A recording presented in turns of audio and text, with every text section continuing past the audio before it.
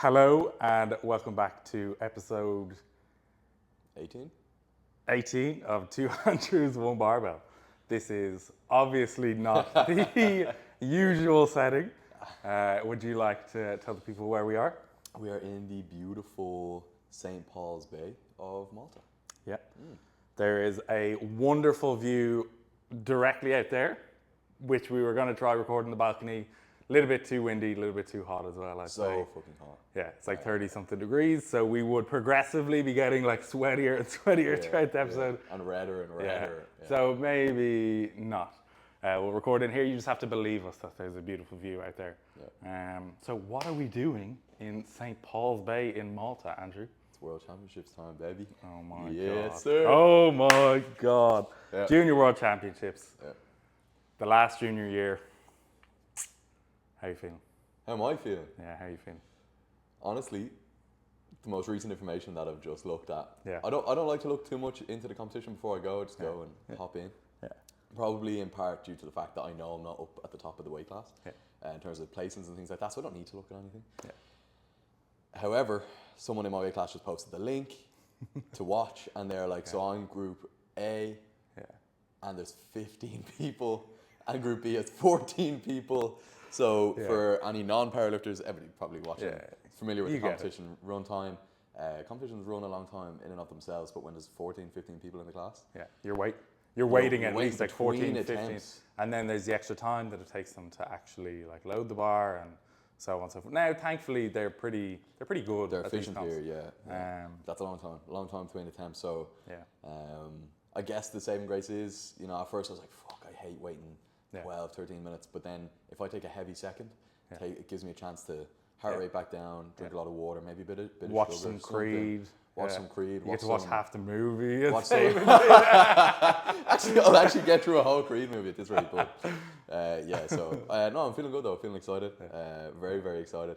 Andrew and I were saying we'll tell the story about getting here and everything, but once we got here, then we felt very excited for the competition. Yeah. In fact, like when I'm back home, I think, and I'm in like my usual training environment and I'm with like my usual training partners, I don't want to be too like, I don't want to be like uppity or like full of myself. You don't want to be like going around like I'm going to Worlds. Yeah. So like I'm very reserved, and for it, like the weeks leading up, I said it to you, it doesn't feel real. Like it doesn't feel like I'm going to a World Championships, or it doesn't feel like I'm doing something that is significant, and that's so horrible to say, and I hate to say that. I didn't want to admit it. Man, it's just that you're removed from it. Yeah. That's all. That's all.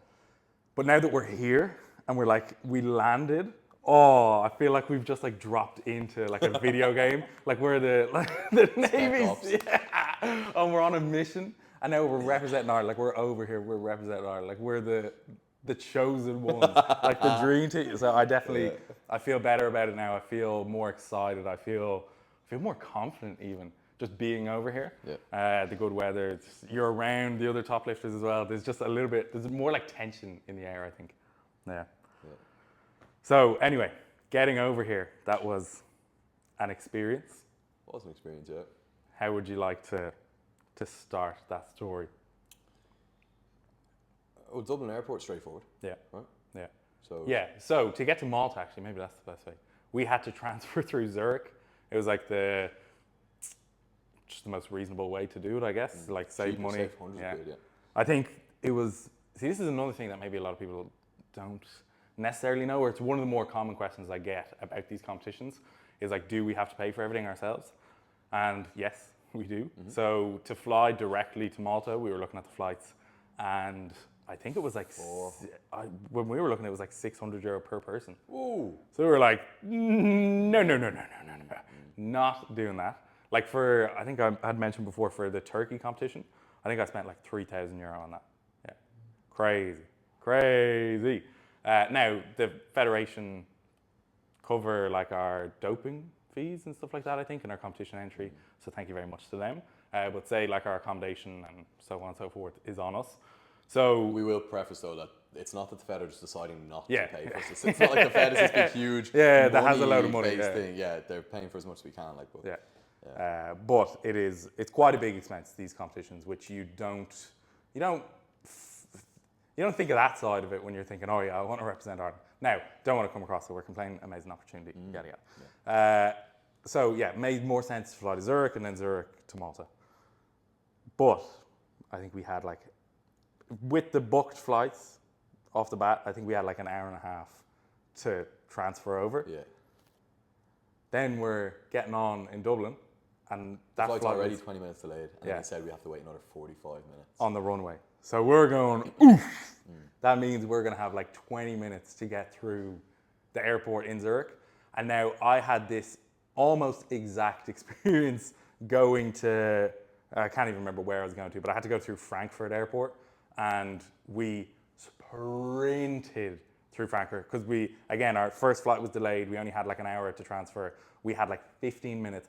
And I don't know if Frankfurt airport is like the biggest airport that was ever made, but it felt like that when we were running through. And then you have like a big gym bag, but it was one of the ones that's like sling over the shoulder on one side. So you're trying to run and it's like getting in your way each stride that you take. And you're sweat, your belt is flying around, everything is awful. So had that experience before, and I'm getting flashbacks now on this plane when the pilot is saying that it's going to be delayed further.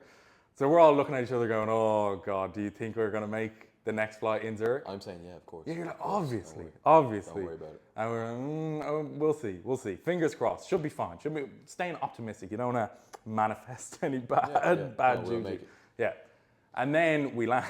So the flight, they were actually really good. It was Swiss Air or something. They had a ton of information on the flight. They had little tellies that were like... It's obviously a big thing that Zurich Airport is a connecting airport. Like, obviously, because they don't do that for any... I've never seen that anywhere else. There was like a list on the screen of like all the...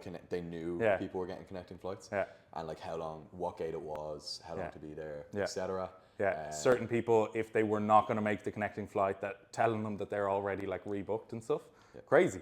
We never were not seen that rebooked. before. Yeah, so we were just told, you have a very short amount of time, you need to get to your next gate. So we're going, oh God, okay.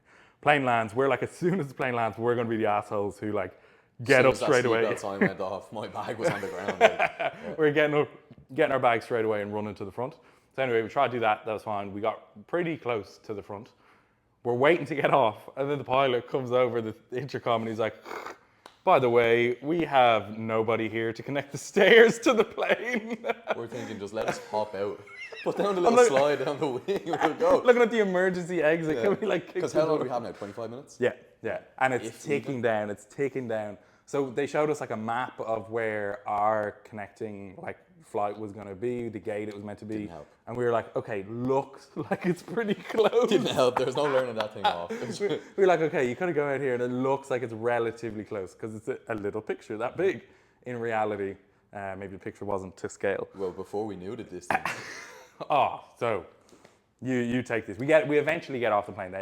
They got someone to connect the stairs. We get off the plane and we are kind of jogging through the airport. Yeah. We run up and there's a passport control to get through to between the like gates, A terminal or whatever. Between the one we land in and then the one we need to get. Fuck. So Andrew and Lana, quicker than I would have, started just asking people here. We've a flight in 10 minutes. Can we just jump ahead? Everybody's like, yeah, go for it. As we would, to be fair, if someone was panicking. And we get up. A few people are getting a bit restless or whatever. So we get up probably 6 people short at the top. That was good. Like 'cause it was probably a 30 deep queue. Yeah. Our flight incoming. Yeah. So there was probably another 100 people coming behind us. Yeah. We get to the top, and for whatever reason, I have never seen it before. The electronic passport control off. The 10 like turnstiles to check passports. 1 is being manned. Only one. And for whatever reason, I like as far as I'm aware, someone tell me if this is wrong or rude or whatever or ignorant. But when you're checking a passport, all you have to go is Andrew Blackwood. Looks Andrew like him. Blackwood. Yeah, looks right. 5 seconds max. This couple are up there with their kid for 5 minutes. And when 5 minutes in that is when 20. your flight is now in 15 minutes, 5 minutes, every second. Like imagine how stressed you are. You paid €100 for a flight. The thing that was getting me, I don't know what happens when I've never missed a flight. I don't know what actually happens. Yeah. I don't know. Are we going to have to pay for Yeah. Are flight? we culpable then? Because technically, like we had, if the passport control was working normally and we got through, technically we had time to make the next flight. Like, is that I our actually think fault? that could be a push because of the next thing. Yeah. Like we're saying we had time to make the next flight. So there's people like pouring up to the top saying we have flights. We're like, no. And we're like, we have flights. Yeah. We have to get out of here. So we eventually get to the top. Yeah. She's slow. Sweating, by the way. We're fuming Pumping every sweat. second. Yeah. So eventually we get through. We run. Alana goes first, runs. I go first, run. Yeah. I haven't ran in. This is important. This is the biggest thing about this story. I haven't ran in, what age am I? 23 as of the other day. Yeah. So, like, I stopped playing field sports when I was 16. Yeah. So we're talking 7 years and approximately 35 kilos of body weight gained. So it did not feel the same. At first, you think, Yeah. whoa. I'm powerful. I'm strong. Yeah, my hamstrings are strong. Everything. My feet are slamming on the ground. My knees are hurt, but it's good. I could hear him. Yeah. All the way 30 ahead. seconds later, we're walking. So this was the stinker as well. So there was 3 of us going through. Okay, Alana went first. Then they check your passport. Okay, 30 seconds probably checking your passport. Then you run next. Then I was the last person. They checked my passport. She's humming and hawing at my passport. I'm like, it's me. You know we're all together. Like, hey, just let me go. So then she checks my passport. I go through. But you go through into like an open kind of terminal space. So I was the last person. And I knew we had to get to A85. Okay. By the way, 85. Why is that the last one? Why is it the last gate every time? So I know we have to get to A85. But I run into this big terminal and I saw someone running to the left. And I just presumed it was you for some reason. So I kind of naturally went to the left as well. And then I realized this says it's D65. I'm going the wrong way. So then I was like, oh shit, turn back. Okay, try to look for signs. There's just so many people buzzing around. And it's like, do you know when you like lose your mum in a supermarket when you're like 5 years old? I got like a flash of that. I was like, fuck, where am I supposed to go? Everyone is split up. What's going on? And then I saw, it was very clear, but it said like A and B kind of this way. So I started sprinting that way. Again, as you said, off the bat, I was pleasantly surprised. I was like, I'm fucking fast. I'd say this airport looked like a scene from National Geographic. Oh for a few my, minutes. rhinos. Hippos on land. Trudging through the airport. Like, boom, boom, boom, boom, boom. Yeah. So I'm flying past people. It's amazing. My belt is tied to my bag. Oh, that's an important note as well. Anybody with an SPD belt, you know that ding, ding, ding, ding, ding. When you're walking at the best of times, when you're walking, it unclasps around your gym bag. That's stressful. Yeah. Running for a flight you're late for, praying that the doesn't. doesn't fully open. I got about a third of the way maybe, and then I felt the pressure unlatch from the belt. And next thing, all I hear is the ding, ding, and there's everyone in the airport is looking around to see the horse galloping through the airport. And then it's getting looser and looser, and then it starts like and then it's like this rate, it's Andrew's causing belt like has a wingspan of fucking LeBron James. This thing's gonna take someone out when he's on the it's bike. causing drag. The aerodynamics are all off. It's slowing me down. By this stage, my lungs are screaming. So this is like we're running for like maybe 3 minutes. Like I've stopped and started again in that time.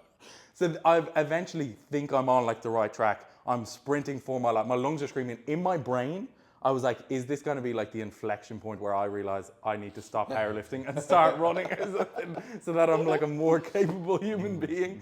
And then I'm thinking all the times when I was lighter and I'm like, why am I 117 kilos right now? Like, what am I doing? Actually, even more impressive that you were keeping up that running there. Fuck. I was finding it hard at 101. Man, I was suffering. So anyway, then I get into another kind of like open form area. And next thing, Andrew just like pops over my shoulder. Do you know like the Captain America thing where he's like on your left? Yeah.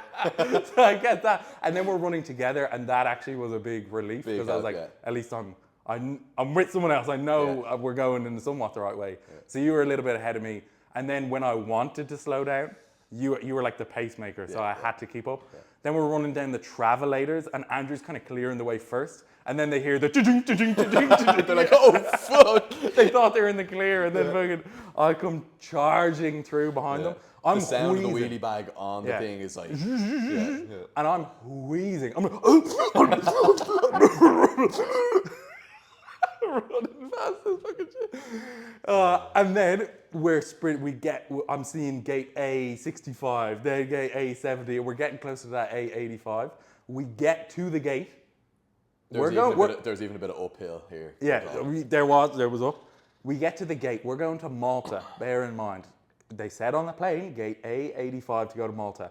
We get there. Okay, this is now maybe 2 minutes to spare for the time that they said the gate was going to be closed. Well, we hadn't checked the phone. Yeah. That's the thing. So basically the flight was meant to depart half Yeah, and we got there 28 minutes past. So we were like just on time, so relieved. Get to the Pumping gate, sweat. dripping. The gate says they're going to Italy. We're going, what the? And there's no one there. And there's no one there. It's boarded. Yeah, we're going, there's no way. What has just happened? Did they give us the wrong gate? Are we at the wrong gate? Is the other gate Because there's no somewhere going around? back. If we had there was no making another gate at this rate. Because we All were at the energy end. was We were gone. at the very end as Yeah, well. yeah. There was nothing else around. So we were like, what do we do? We're looking at the other gates that are around. Nothing is going to Malta. Freaked. The next, like the TV where it says where all the flights are, is like another run halfway So back we down. Where we're run on. back down. Get to it, and our flight has been delayed by 2 hours.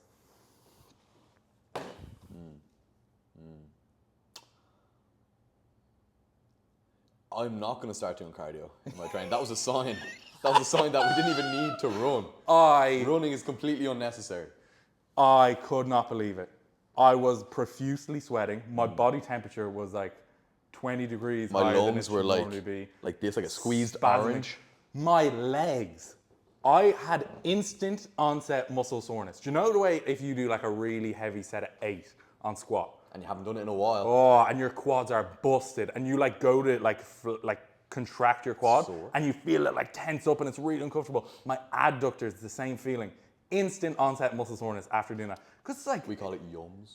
Yums, if you try to say it out, DOMs and yums. yeah. So we were like sprinted, like we were 100% max output for, let's exaggerate the length of time it took. 20 minutes of pure sprinting. Yeah, No, it's probably 10. Was, 10? 10 minutes maybe. 10? But 10 minutes of like max sprint with weighted, mind you, bags. with like weighing a lot heavy stuff on your back. When you're not prepared, physically prepared, crazy. Anyway, then we sit down, we're trying to decompress, we try to get a bit of food. The food was awful, literally the worst food options that you could possibly have. It's like shitty sandwiches just full of lettuce. Just fucking lettuce. There's no calories to be found, like Raw no sauce. protein. If you're trying to find protein, good luck. You wait till you get to Malta. That's because did you notice the average recommended amount of protein? What? For like a normal person is like 40 grams. That is so It's ridiculous. like 50 grams, I think. So ridiculous. Like a protein bar is 40% Of your daily intake. allowance, yeah. Jeez. Yeah, so anyway, then we get in our flight. I'm still suffering from that running. Stinking, So After sweaty. waiting like an hour Yeah. at this rate. Anyway, fly to Malta. That actually, we were on the runway for like another hour. I fell asleep on that then. one. Then eventually we make our way. We get to Malta. That was all well and good. Walk off the plane. Boom. It was like walking into an oven. I couldn't believe, and it's late. It's like 10:30 at night. Yeah. And it's like 28 degrees, nearly 30 degrees. Couldn't believe it. Humidity was kind of high as well. For reference, back home, Oh, 15. less. Yeah. Probably. Yeah. For you people who use like Fahrenheit. Stop using it. Yeah, to grow up maybe. Google it if you want to know. Hold on, I'm actually going to Google it right now. Okay.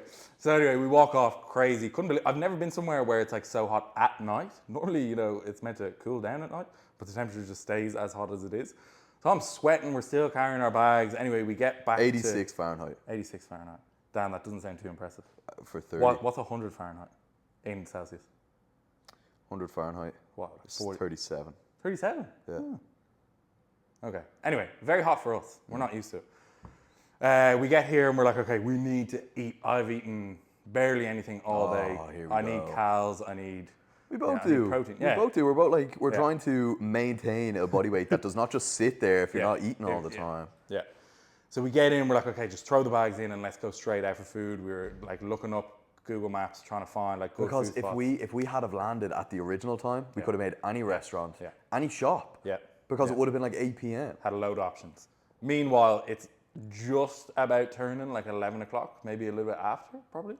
Nah, definitely after, I would say. Yeah. Oh yeah, by the way, in the airport, we were literally like when you're waiting at the baggage claim for your bag, literally the last bag to come out was our one, and all of my clothes for the trip were in that. So another thing, if you don't travel internationally, always make sure that you bring your competition stuff in the hand luggage, because if your bag gets lost and your competition stuff like your singlet, your belt, your knee sleeves are in there, good luck. You're gonna have to borrow someone else's stinking knee sleeves to compete, and you don't want to do that. So I had all my lifting stuff in the hand luggage, but all my actual clothes in that bag. And with the rigmarole with the flights, I was like, if this bag is like stuck in Zurich now, I'm just going home. I'm getting the next flight home. I'm not competing. Andrew says this. All 10 outfits look the exact same in that bag. They're all just the same thing. Right. Yeah. If I find something I like, I just order it in like 5 colors and then wear the same thing. So yeah, anyway, eventually came through. That was fine. I think I saw that Channing Tatum bought like 500 white t-shirts so he never had to wash them. That's the level I aspire to reach. Yeah, we get back here, we throw stuff in, we go looking for food. We go to one place that we saw that looked like it was good. We asked are they serving food. They say kitchen's just closed. We're going, oh my God. Again, it is so hot. I can't like express the feeling. I wish you could feel our body the fat feeling. makes it even worse. Yeah, I would say so. And then you're like walking, you're doing activity. Like I get sweaty just training And then when I'm this heavy. We're acclimatized to like low degrees. So it's tough. It's tough out here for a fat fella. So, and then we go to the next place. We're like, hey, are you serving food? No, they're not serving food. We're going, oh my God. And it's just getting later and later and later. And we're hungry and concerned for our performance here. So like we're not getting annoyed, but it's like there needs to be There's a bit something. of urgency, like we need to find something. So then we're like, okay, there's a chicken shop. There's a chicken shop that's like a 10-minute walk Or like away. an Indian. So let's just try make the chicken shop. Chicken, there's some protein in it. Yeah. It's obviously not going to be great. It'll be like super high in fat, but like it's Something. It's better calories than and protein. nothing. Yeah. They have a Domino's and the Domino's closes at 10 o'clock.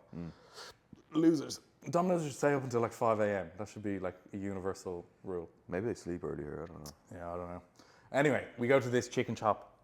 Extortionate. This chicken shop, maybe you didn't find the same. I spent like €40 on chicken. Okay. Now, okay. Shut up, man. Andrew spent €40 because he got enough chicken for 4 people.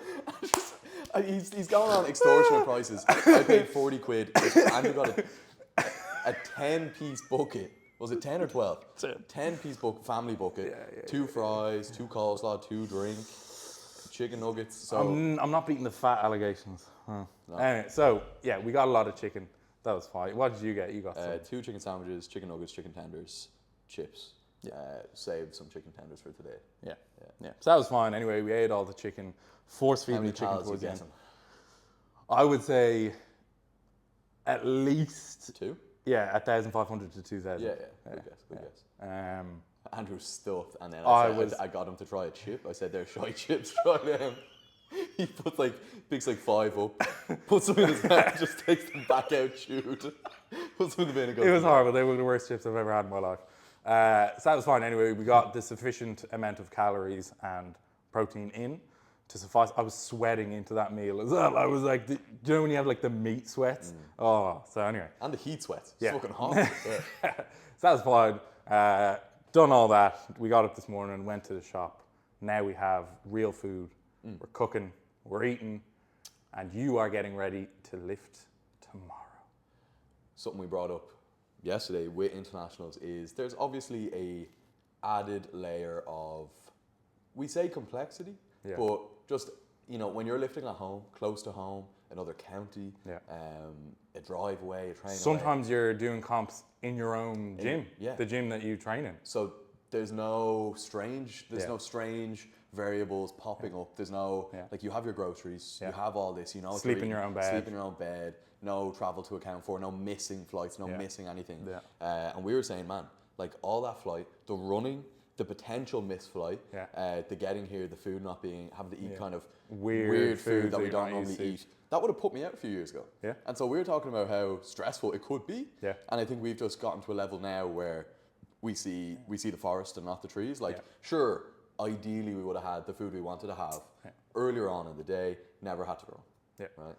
But in my eyes, and I know Andrew feels the same sentiment, is that it's like, what can you do? we did our best, as we always go on about. You do your best. We found some chicken. We ate. We slept. We got here.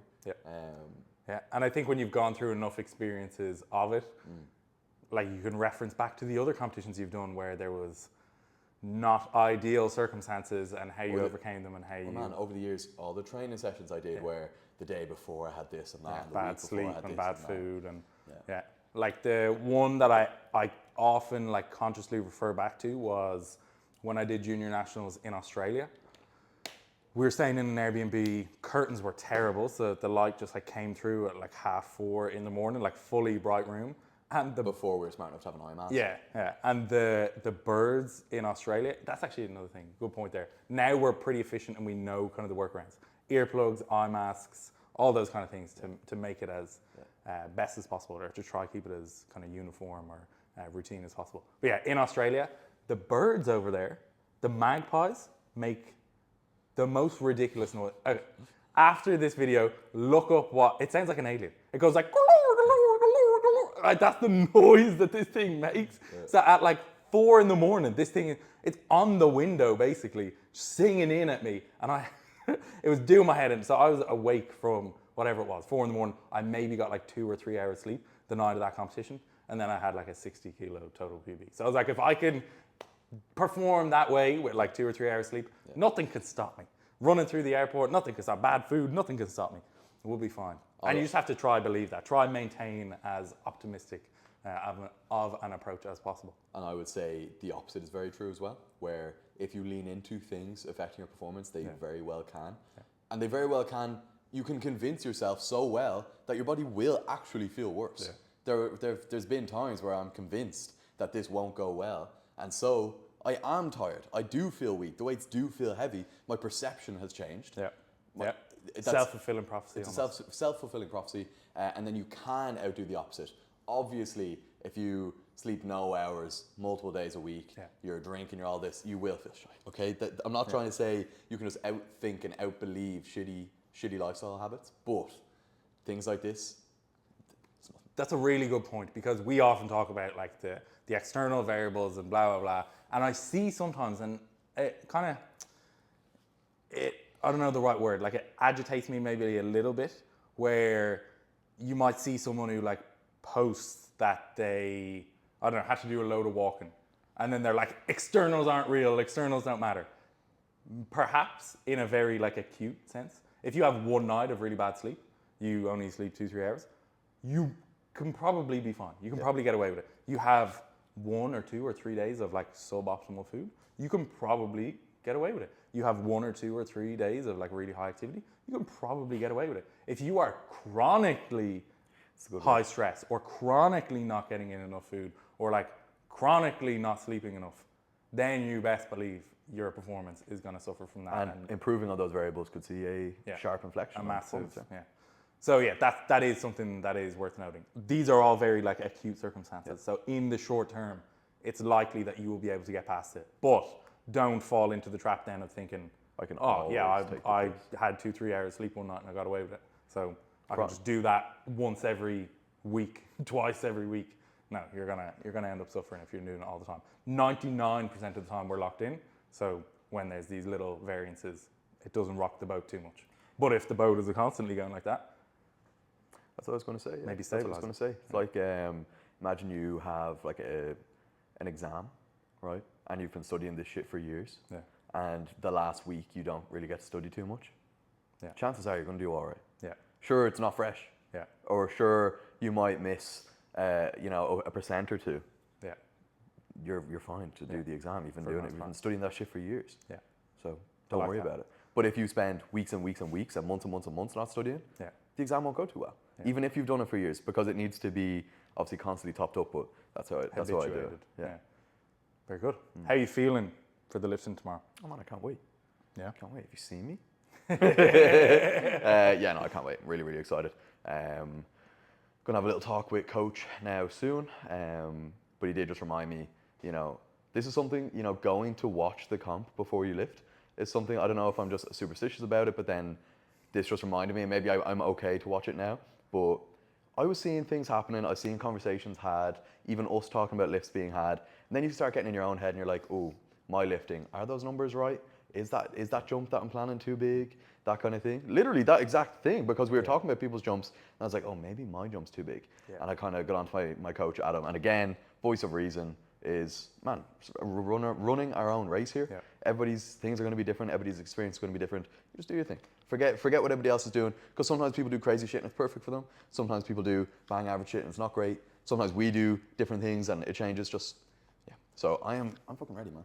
This is a really good point, because that is something that I'm quite superstitious about. I think I was reflecting on it to be like, where did this start? When I did like my first or second competition, my coach at the time had another lifter, and the other lifter ended up having a really bad day. But basically the coach had said to me, oh yeah, he came to the competition the day before and he was at the competition all day. He was at the competition for 8 hours or whatever it was, and he wasn't eating right, and he was like, there was like the emotional arousal and the being in the competition environment and so on and so forth. Bad idea. You should just like isolate yourself the day before the competition, not have any stressors, just like minimize all that. And I was like, oh my God, I don't want to have a bad day. So I'll just lock myself in my room and not do anything the day before the competition. And that has run through, what's this, like my 15, 16 competition?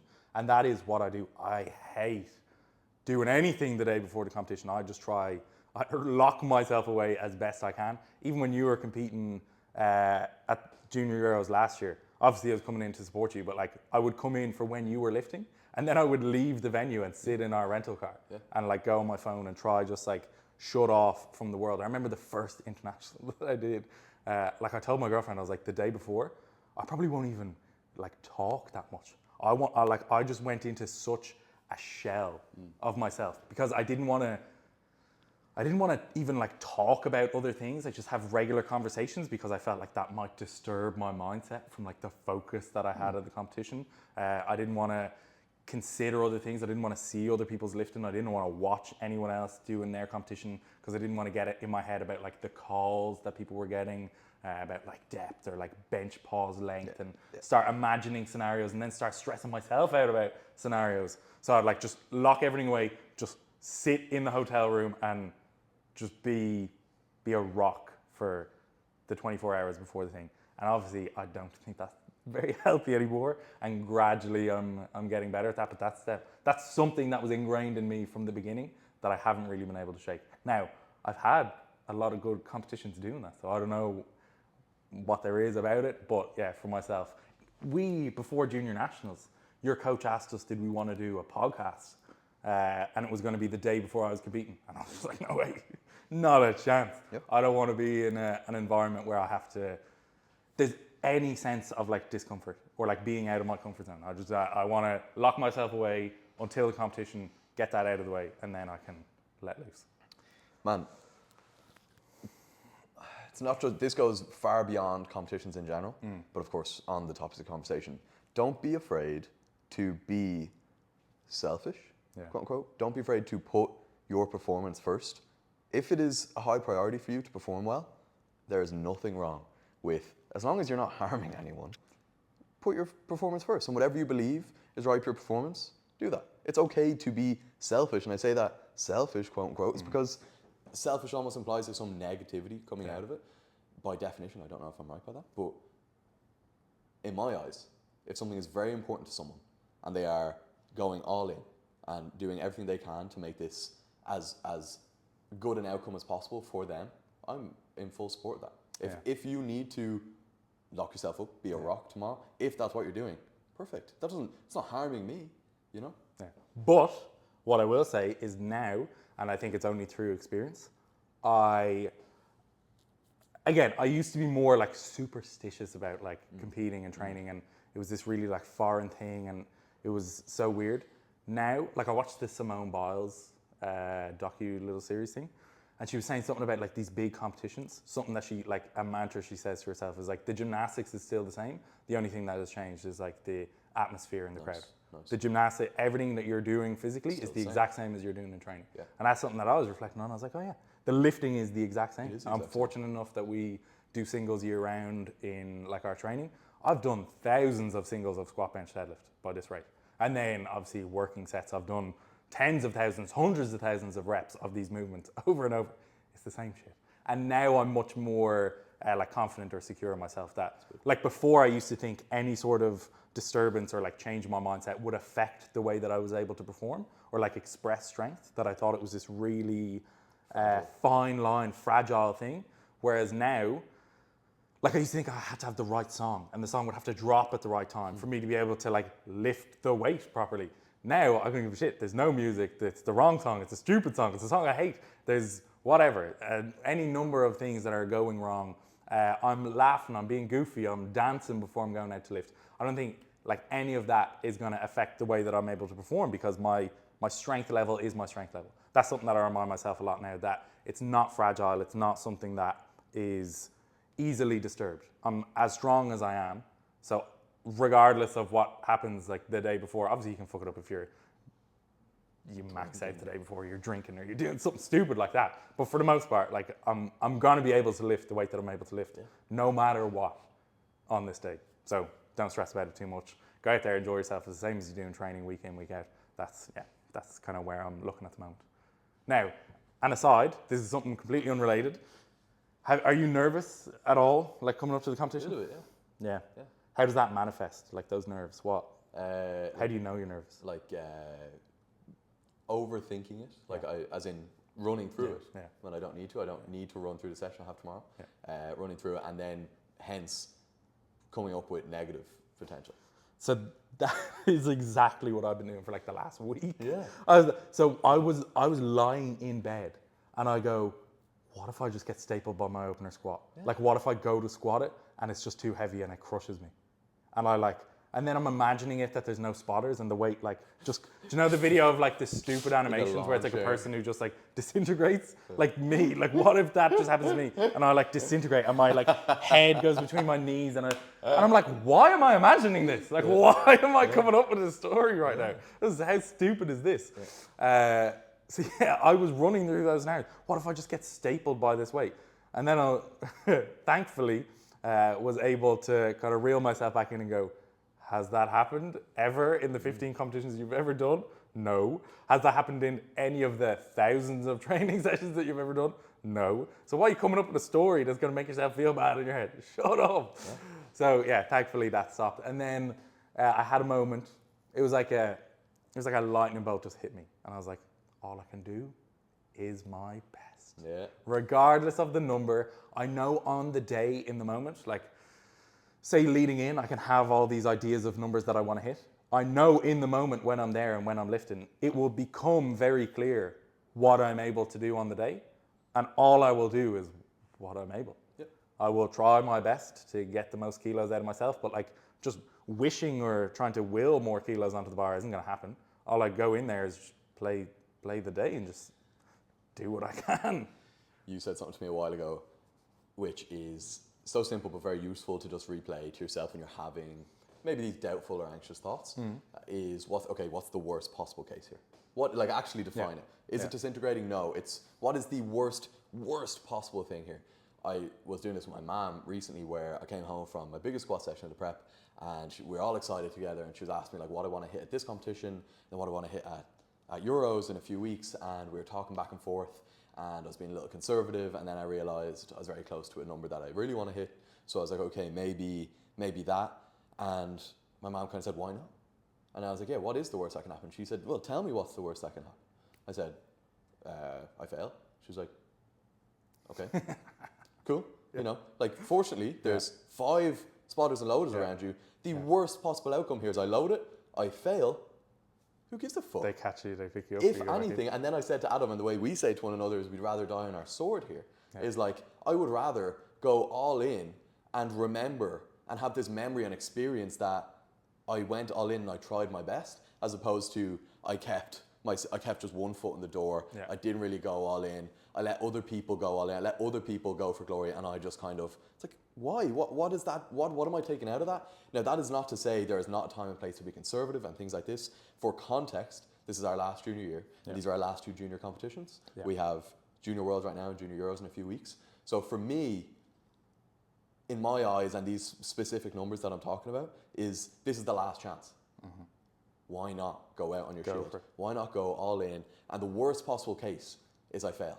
And if anything, to me actually, like, let's say we were watching, or I was watching you, or you're watching me, right? And as my close friend, my best friend, you're looking at me, and I failed this lift. I think you would probably go, I know why he loaded it, and I'm glad he tried, compared to, oh, I wish he gave it a try. I know what one I'm going for. I know if we were watching a competition and person lifter X, Y, and Z went for something and they failed, I'd say fair play to him. He went for it, as opposed to going 10 kilos lighter, hitting it, and cool. There's more in the tank. Yeah. Yeah, I like that. I like this. I like this right now. Like this is what we're doing. I think this will be so cool to look back on, and to see the headspace that we were in at this time before this competition. I have a similar video to this leading into Junior Worlds last year. That's on my YouTube channel, and I've actually watched it back like 3 or 4 times. I was speaking some wisdom in that one. That was so good. I was like talking about how I used to be so obsessed with numbers, and now that's not a priority anymore. They're more like a byproduct of just enjoying the process, showing up, blah, blah, blah. And I had lost some of that in the lead up to this prep because, again, as you mentioned, it's like the last junior comp. And I was like, fuck, like, oh, I really want to make sure that I can like maximize everything that I get from it. What about these medals? Could I place in this position? Could I get a deadlift medal? Could I get a squat medal? Am I close enough to get like on the podium for total? Like, oh, I need to make sure that I play it right. There's all these stakes and all this pressure then building up. Every lift has like more pressure around it. And for myself, how do I word it? There's a whole idea of like pressure is a privilege and things like that. For myself, I know I perform worse when I feel that there's more stakes on the line. When I've built something up to be this really high stakes pressure moment, I get in my head and I perform worse. I know that for myself. When I'm able to convince myself, like let's say there's this objective situation that it is the last junior year. When I can convince myself that it's not that big of a deal and there's not like this massive pressure, I'm free to just like enjoy myself. I'm free to fail. I'm free to make a mistake, and that like freedom allows me to commit to it even further. And more often than not, that has led to like really, really good results rather than the times I've really stressed myself out, and then that stress has led to way worse results. So I watched back that previous video that I made leading into that competition, and that centered me quite a bit. That like don't stress about these medals. Mario was the one recording it, and he asked me like what would be a successful competition. And I think initially I was like, just if I can do more than I did last time. Because the last few weeks I was like, okay, what would be a successful competition? And I had a number in mind of what the success would be.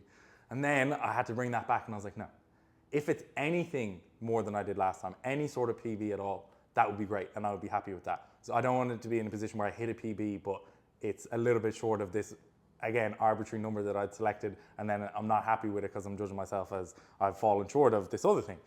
And then I pulled myself back from that even further, and I was like, you know what? Even if I don't do more than I did last time, if I can honestly say I tried my best throughout the preparation, I tried my best on the day, regardless of the number, if it's less than the total I hit last time, I'll be happy. I'll soak in the experience. I'm here with my best friend. I'm in Malta. The weather's sunny. It's amazing. These memories that'll last a lifetime. I'll be happy with that. I'll be content. I tried my best. I can say that, and that's all that matters. It's important. Yeah. It's important, and you're actually just bringing me back to a couple months ago. My training wasn't going all too well. My body weight was on its way down. Not even trying to cut, just everything was just on kind of a downwards trend, and I tore my adductor. And it's a good sign that I actually don't even know. It was the right one, but I barely even remember. Yeah. And at that point, I was going to pull out of the competition. Naturally, I thought, oh, well, I can't squat now. And then I said, okay, what if I could? What if I could squat? What if I could squat 170 at the comp? That'd be cool. Because actually, technically, I could go and squat 75. That'd be fine. I'm sure I could do that in pain. Then I was like, well, what if I could squat something moderate? Like maybe 200. That'd be pretty cool. And I was like, right, the success here is that I'm committing to the competition, and all I have to do is make my way there. As all I have to do is get there, and that is the success. And actually, the mental success was actually just applying that early on and training. So I've already won here. So that's actually really He's cool. already won. I've already won. Oh, All I have to do we tomorrow can't lose. is go out and have fun. We actually can't lose. We can't lose. And you said something really nice. You're free to fail. Yeah. We cannot lose. There is no outcome here from here on. Yeah. From the time of this recording on. Yeah. No matter what happens, I've got myself here. Yeah. So we already won. It's a win. Oh, how knowing good is that? every possible outcome tomorrow is a win. How good is that? Means I'm just going to smile and have fun. You're free. Lift whatever. You're free. I'm free. Oh, the pressure is a privilege thing is interesting because obviously it comes from that like grind hustle porn of Kobe and Michael Jordan and all. And don't get me wrong, I love watching their stuff. Yeah. I think the more pragmatic application of pressure here is that there is a pressure for you to do your best all year round. And you do live up to that pressure. You are constantly under pressure to sleep, to make sacrifices, to eat all this food, to maintain, gain this body weight, to push hard in training, to hit your lifts to a standard. That's the pressure that you're adhering to. Because there is a pressure. It's not to say that we're ignorant to the fact that we have to live up to that. Sure.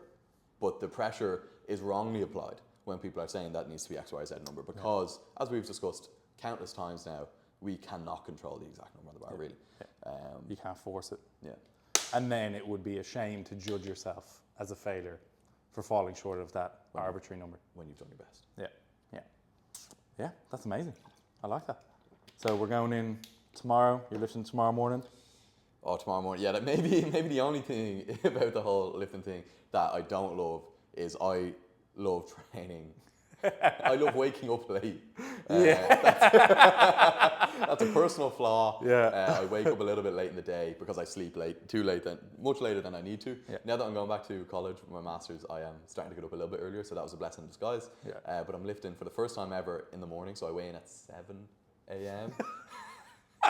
Your body physically convulsed at the thought of that. So I'm just going to try to sleep early enough. But like we said, all the work's done, so just need to get to sleep. And we'll lift tomorrow morning, 9 a.m. Perfect. And then you lift Sunday. Yeah, I lift the day after, same thing, early in the morning. And we go for it. We just have fun. Yeah, easy as that. I was gonna ask, is there anything you have in mind for the day? But I don't even want to get into it. I was like, a part of me was like, would it be funny to call numbers now? And then maybe we'll record another video after the competition just to like reflect it, to give something out there to be like, oh, maybe they're going to look for these numbers. I don't even want to get into it. How about we'll do this, right? After the video, Andrew will do this, but I'm going to write down what I think Andrew's going to hit. Oh, and not show him till after he's lifted. And you can show I me like that. after. That's a good one to do in post. So we'll do that. We'll post it, okay? Yeah, I like that. I'll make the note now. That's everything. That's us, isn't it? That's it. I think maybe what I do want to do tomorrow definitely is smile after my third squat, definitely, regardless of what it is.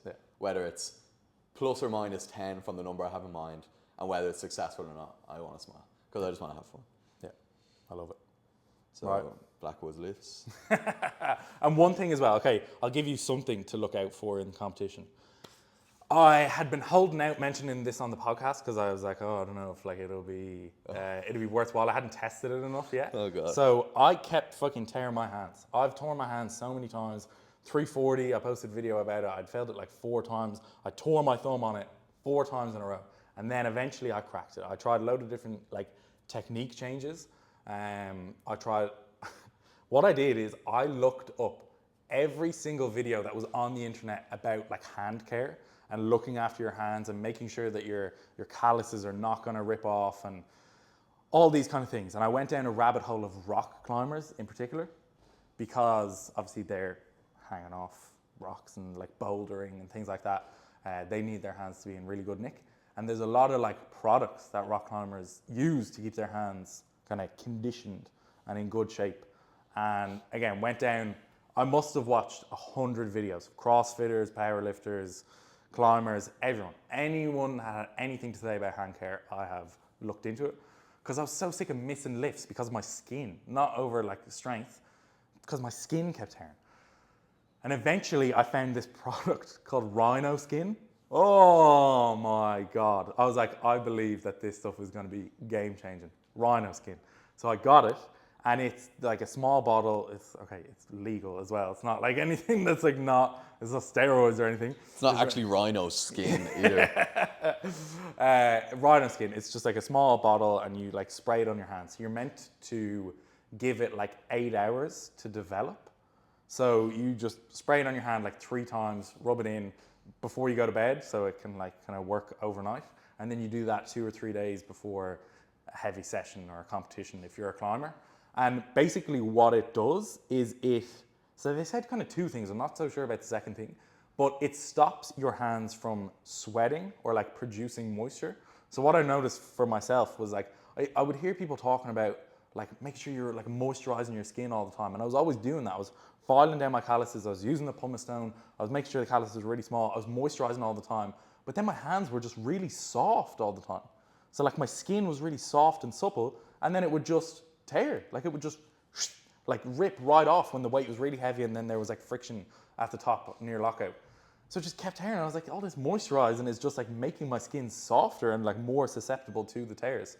So this Rhino Skin product just stops your hands from producing moisture, stops your hands from sweating. It was something that the climbers talked a lot about. Some people have like just different textures to their skin. Some people's skin sweat more than others, blah, blah, blah. And I was like, my hands would definitely fall into the softer side. So using this product dries out your hands. It just stops your hands from sweating. My hands, nuts. The difference has been crazy. So solid, so like, I don't know, they're like old man hands. They're like rugged. And when I go to lift, I've been using it for maybe like 2 or 3 months. I've had no tears at all. I pulled 340, my hands were perfect afterwards. So I've been using like an electric file to file down the calluses, applying the Rhino Skin. My hands are super tough. It's worked so well thus far. If my hands tear tomorrow, or no, the day after, I'm quitting. I'm out of here. After all of the technique changes I made, after finding the Rhino Skin, my hands better stay intact the whole way through. Nothing is happening to these hands. So anyway, that's something you can watch out for. You know now, if my hands tear, it's game over. There's nothing more I can do. I've exhausted every resource. If my hands tear, it's done. There you go. There you go. He could just switch to conventional so his hands don't touch his legs. But And then I'll lose 75 kilos off of my deadlift. And then I won't even make it to these competitions. So that's not happening. Yeah. Right. Do you have any parting words for the people? No, just have fun. Hopefully we post this now before the competition. Yeah, right? yeah, And I'll try to get that tomorrow, out ASAP. We'll post this now and enjoy watching. Let us Yeah. know who you prefer watching. Obviously it's going to be me, but you can say Andrew for some reason, say Blackwood. And thank you so much for the support. I've got a lot of kind messages thus far. I really appreciate all of that. It does help quite a bit when you're like over here, because it can feel like you're kind of isolated. So like getting messages from back home and abroad, plenty of other people.